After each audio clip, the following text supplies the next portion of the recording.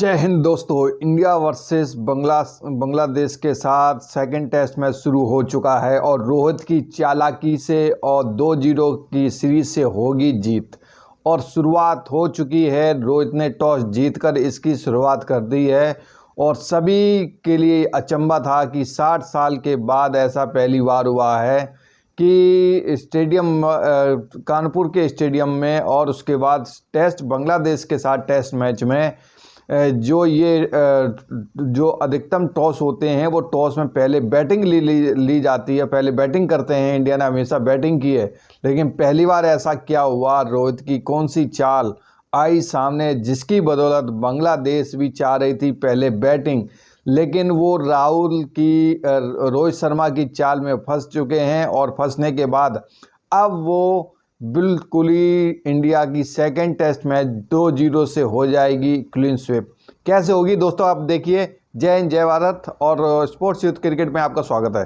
तो वो कौन सी चालाकी थी? चालाकी ये थी कि रोहित शर्मा ने पहले टॉस हुआ, टॉस होने के बाद इसलिए बैटिंग की। सबका ये निर्णायक था कि रोहित शर्मा और गौतम गंभीर, अभिषेक नायर जो डोमेस्टिक क्रिकेट में अच्छे कोच भी रहे हैं, अभी कोच हैं, अपसेटिंग कोच कर रहे हैं, और मॉर्कल जो बॉलिंग गेंदबाज, सबसे राय लेने के बाद ये डिसाइड हुआ कि इंडिया को अगर मौका मिला तो पहले बैटिंग नहीं करेगी, पहले फील्डिंग करेगी। क्यों? उसका रीज़न था क्योंकि जो पिच बनाई गई है वो कहीं ना कहीं इंडिया के जाल के अनुसार बनाई गई है और उस जाल में फंस चुकी है बांग्लादेशी टीम।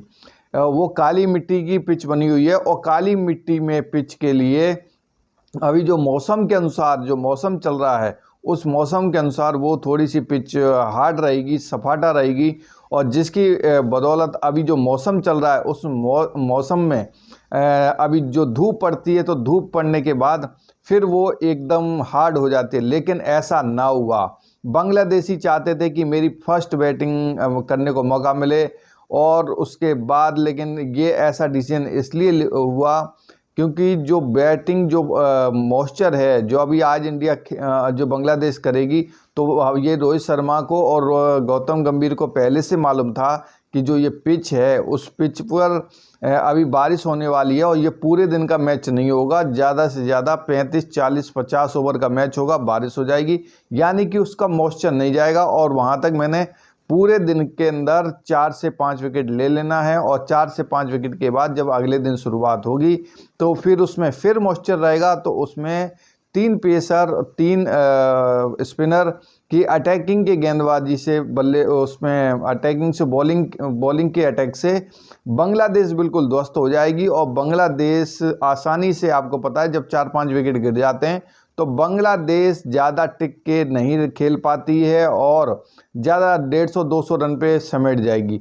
तो ये थी रोहित शर्मा की चाल, और रोहित शर्मा की चाल में अभी पहला ही दिन ख़त्म हुआ है और वही सेम जो रणनीति रची थी रोहित शर्मा ने और गौतम गंभीर ने, वही सेम हुआ मैच। क्योंकि ये मौसम का बिल्कुल ही एकदम अपडेट था कि 27 को बारिश होनी ही होनी है और पिच है वो मॉइस्चर रहेगा तो कहीं ना कहीं उसमें जो बॉलिंग है वो बॉलिंग में मदद मिलेगी और स्पिनरों को मदद मिलेगी। और जब तक धूप निकलेगी तब तक हम अपना काम कर चुके होंगे और दूसरे दिन का भी खेल ऐसे ही होगा। और जब तीसरे दिन इंडिया की जब बैटिंग आएगी तो उस बैटिंग में, इंडिया की बैटिंग में जब धूप पड़ना स्टार्ट होगी तो धूप के बाद जब तक वहाँ पर धूप पड़ने के बाद क्या होता है, काली मिट्टी ठोस हो जाती है। ठोस होने के बाद फिर उसमें क्रैक्स आ जाते हैं और तब तक इंडिया, जब मॉइस्चर आएगा, तब मॉइस्चर ख़त्म होगा, तब तक इंडिया रन बना चुकी होगी।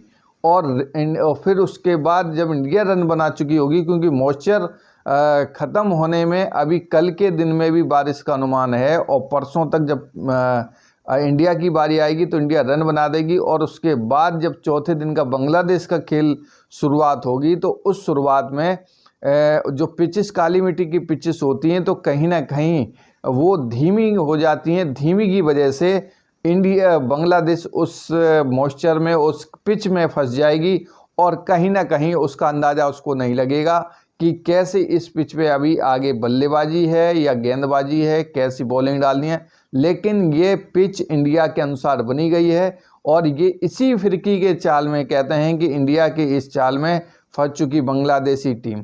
तो ये कंफर्म है 2-0 की सीरीज से जीत होगी और यही जो इंडिया ने जो जिस हिसाब से सिचुएशन थी उसी हिसाब से इंडिया ने प्लान बनाया, उस प्लान के अनुसार अब बांग्लादेश टीम फंस चुकी है और 107 पे 3 विकेट गिर चुकी हैं। 1 विकेट 2 विकेट कम थी, लेकिन फिर भी हो जाए कोई दिक्कत नहीं है। 35 ओवर ख़त्म हो चुके हैं।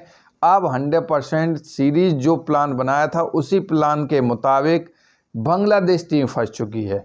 तो अब देखेंगे कल के इस मैच में क्या निर्णायक होता है और वही जो रणनीति है वही रोहित शर्मा मामूली खिलाड़ी नहीं है, पुराने एक प्रसिद्ध, अब उनकी ख्याति बढ़ चुकी है, उनको अनुभव मिल चुका है। अब वो माइंड से काम करते हैं और इसी माइंड से टीम विरोधी को परास्त करते हैं। बॉलिंग अटैक भी उन्हीं के हिसाब से रहता है, जो बॉलिंग अटैक पिच के हिसाब से वो बॉलिंग अटैक करते हैं और उसी बॉलिंग पिच के हिसाब से जो बॉलिंग अटैक करते हैं तो 100% उनकी जीत कन्फर्म रहती है। तो अब लगातार 17वीं जीत है और 18वीं जीत के लिए करेगी इंडिया आगाज और ये टेस्ट मैच भी जीत के एक नया रचेंगे इतिहास। तो दोस्तों, इस चैनल का वीडियो अच्छा लगा तो लाइक सब्सक्राइब जरूर करें। जय हिंद, जय भारत।